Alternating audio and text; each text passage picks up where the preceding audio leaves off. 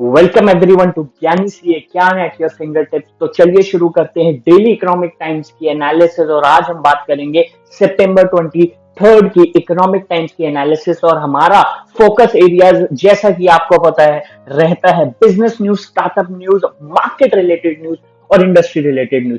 जल्दी से शुरू करता हूं और बताता हूं क्या की हेडलाइंस डिस्कस हुई हैं। सबसे पहले की हेडलाइन डिस्कस हुई है कि इंडिया को एंट्री मिलने वाली है JP Morgan emerging market bond index में 2024 जून से। क्या फायदा होगा इसका? इंडिया में इनफ्लो हो सकता है, इसकी वजह से $20 बिलियन का एक्सपेक्ट किया जाता है। बहुत ही अच्छी न्यूज है इंडिया के लिए।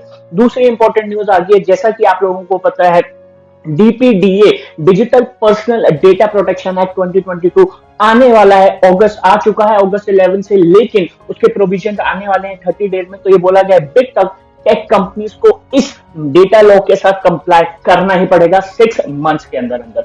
तीसरी न्यूज, हमें पता था बहुत मार्केट दुखी थी कि कब ले आई थी गवर्नमेंट लैपटॉप और टैबलेट के इंपोर्ट पे। तो जो इंपोर्ट है ये लाइकली कॉल ऑफ हो रहा है। और कैसे कॉल ऑफ हो रहा है? गवर्नमेंट एक नया इंपोर्ट मैनेजमेंट सिस्टम लाने वाली है नवंबर 1 से। तो ना कि इंपोर्ट को पूरा बैन करने के लिए, बट एक कोटा ले आएंगे, सिस्टमैटिकली इंपोर्ट को मॉनिटर किया जाएगा।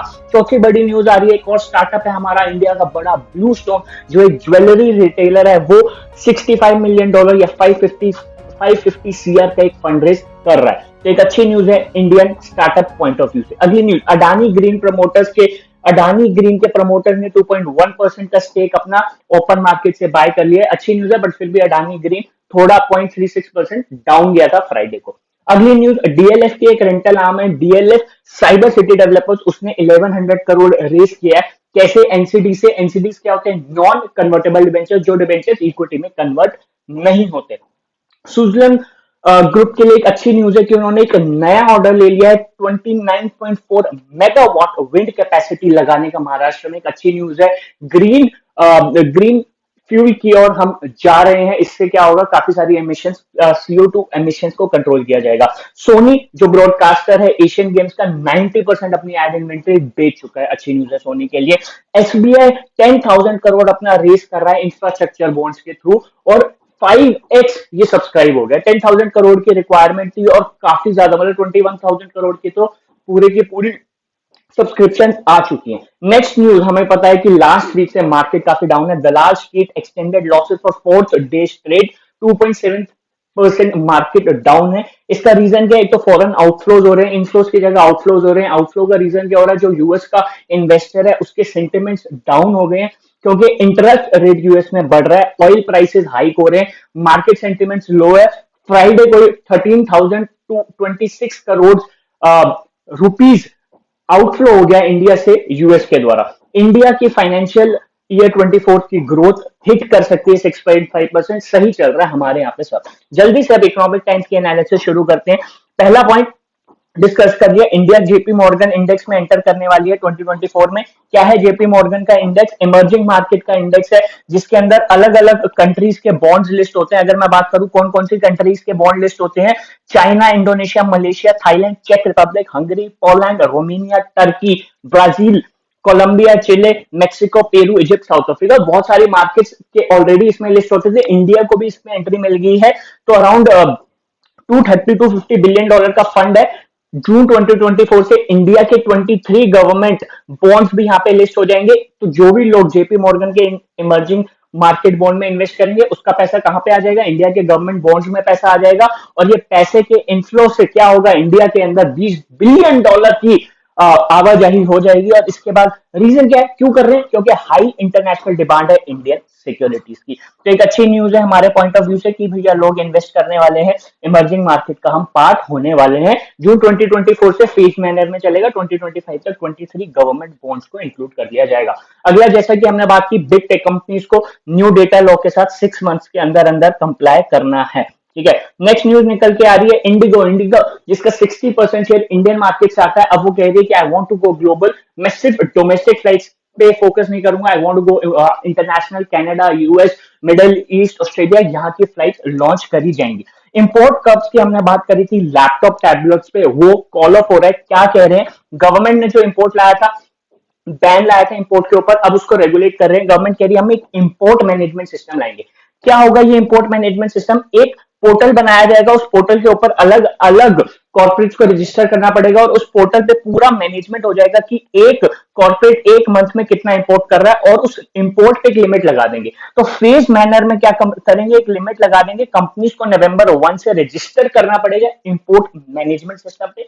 6 से 8 मंथ में इंपोर्ट ऑथराइजेशन कोटाज लगा देंगे, अभी अब तुम 100 इंपोर्ट कर सकते हो, फिर 80, फिर 50, इस तरीके से उसको मॉनिटर करेंगे। तो जैसे जैसे इंडिया के अंदर लैपटॉप और टैबलेट की प्रोडक्शन बढ़ेगी, वैसे वैसे इंपोर्ट का कोटा को रिड्यूस कर दिया जाएगा।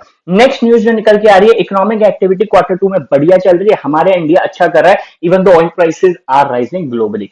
अगला पॉइंट क्या है, go tough on junk food. क्या कह रहे हैं, सिंपल सी चीज इसमें बोली गई है कि जो भी एड्स जंक फूड से रिलेटेड टीवीज पे आती है, उसमें बहुत बड़े बड़े एक्टर्स को ले लिया जाता है, और जब उन एक्टर्स को ले लिया जाता है तो लोग उस एड के ऊपर प्रभावित हो जाते हैं। तो गवर्नमेंट कह रही है कि उन एड्स में इन लोगों को बताना भी चाहिए कि ये सब खाने के क्या क्या डिसएडवांटेजेस हैं, जैसे कि शुगर शॉल्ट होता है, सेचुरेटेड फैट होता है, आपका मेटाबॉलिज्म खराब हो सकता है, आपका लॉन्ग टर्म हेल्थ पे क्या इफेक्ट होगा, तो ये कहा गया है। अगला पॉइंट क्या आ रहा है, corporate India going extra mile to hit green goals. ये अगली न्यूज आ गई है जो कह रही है कि big corporates like Infosys, Capgemini, Ericsson, EY, GDA, they are all focusing on green goals. Green goals कैसे करें? They are focusing, they कह रहे हैं कि अपने एम्प्लॉयज को कि कारपूल करो, ईवीज का ज्यादा से ज्यादा इस्तेमाल करो, इन लोगों के साथ टाई अप होते हैं कैब्स के साथ, और उन कंपनीज को ये हायर करें जो ईवी कैब्स इनके एम्प्लॉयज को देंगी।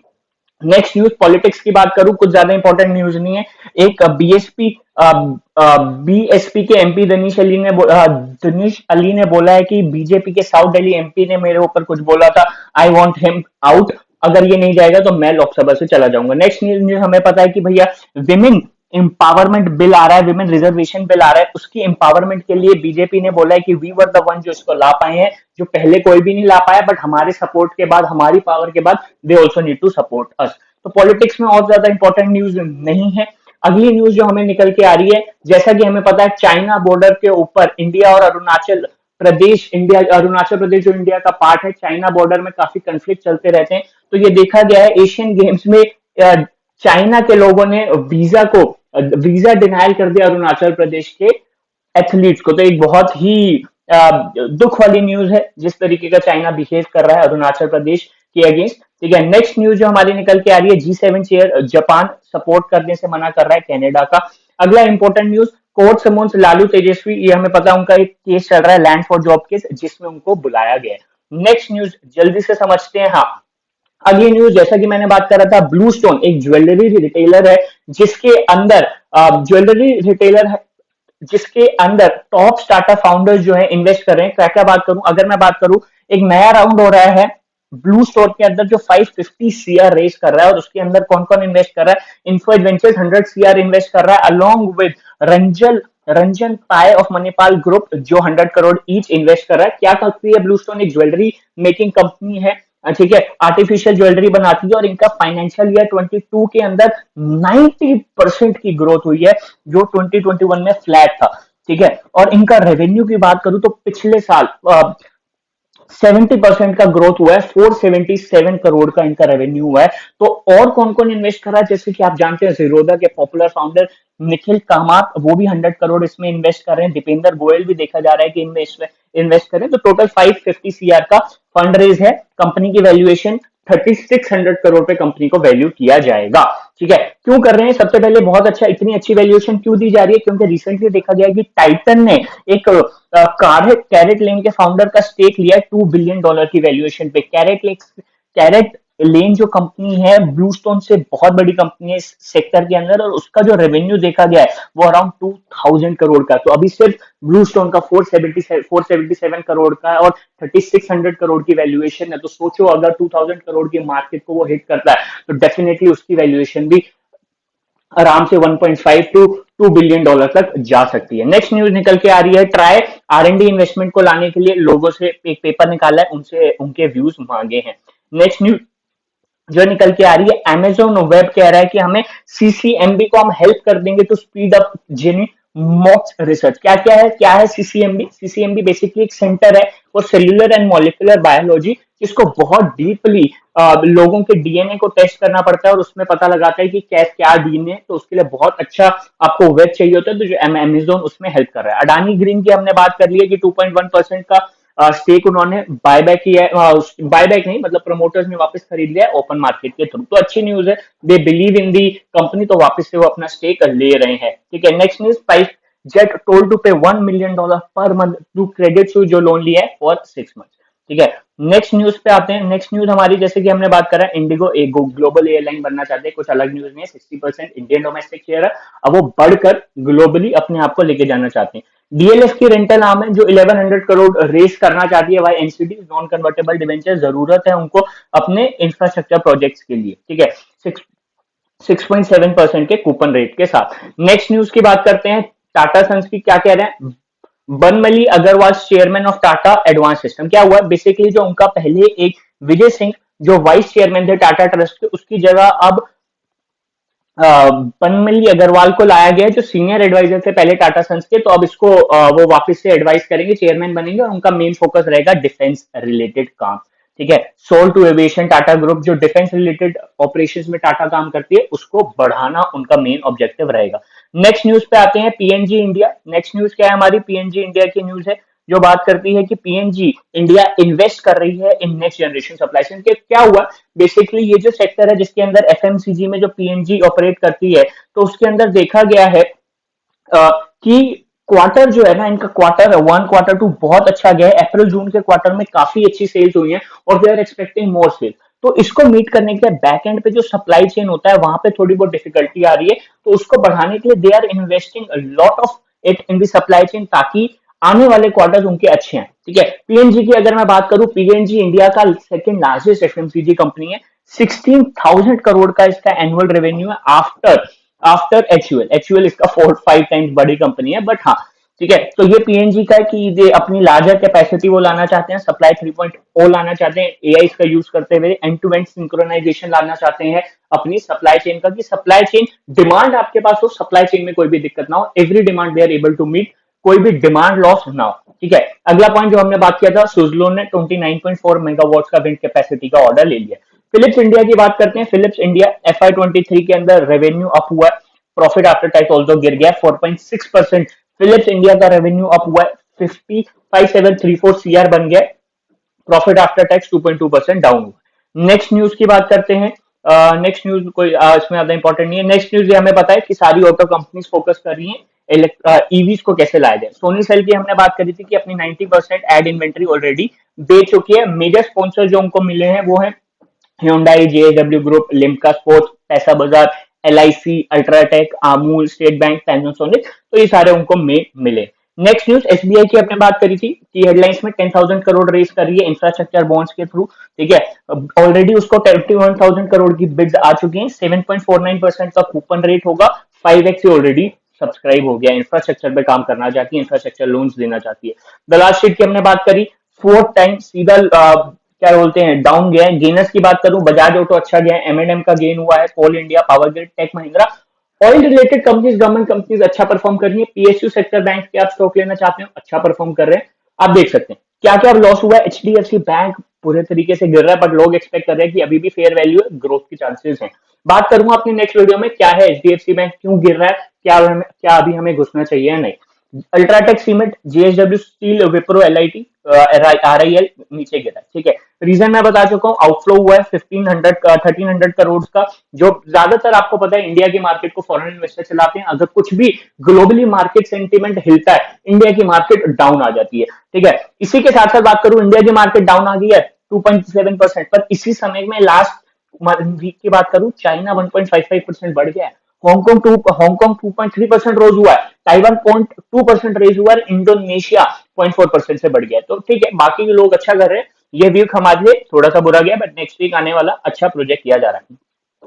सोवरेन डेट मार्केट का बात करें, इंडिया को इंक्लूजन मिल रही है, $20 बिलियन का इन्फ्लो होने वाला है 2024 में, अच्छी न्यूज।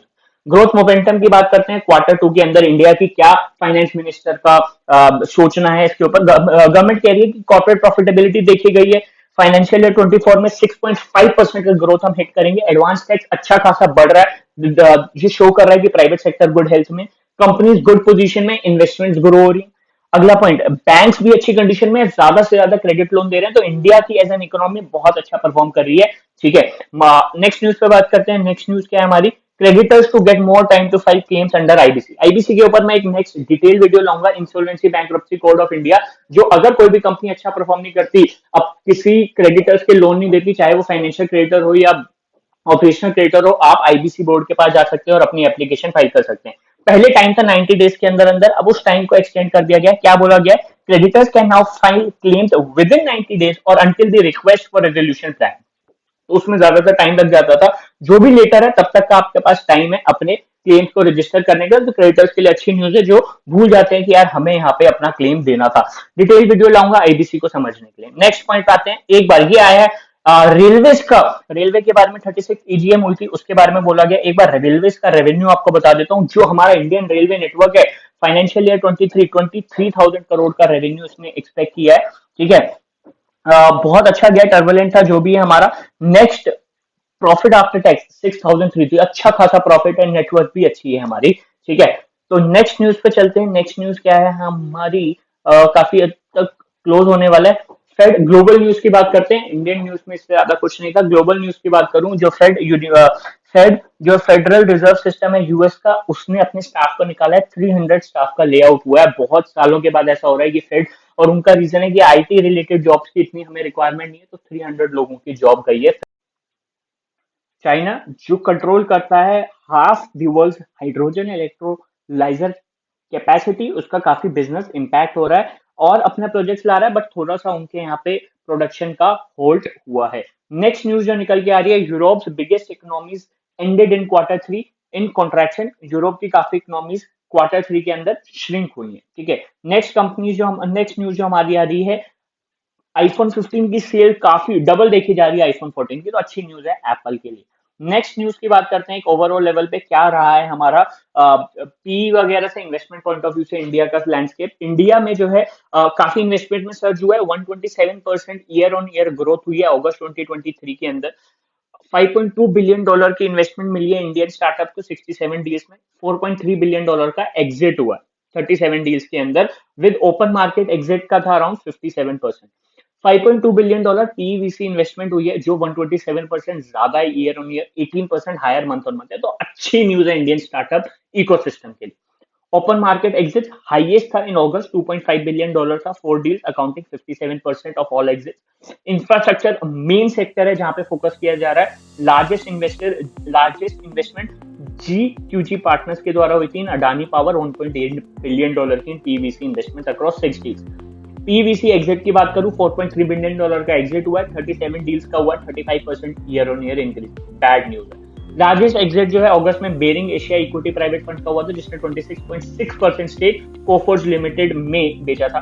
ठीक है, $925 मिलियन का अगस्त फंड रेजर, $1.5 बिलियन का फंड रेज हुआ है, जो पिछले जुलाई में सिर्फ 240 मिलियन था, और उससे पिछले साल सिर्फ 583 मिलियन डॉलर था। काफी अच्छा प्रोग्रेस हुआ है। ठीक है, नेक्स्ट न्यूज की बात करते हैं, और हमारे पास इंपॉर्टेंट न्यूज क्या है, बस यही हमारी इकोनॉमिक न्यूज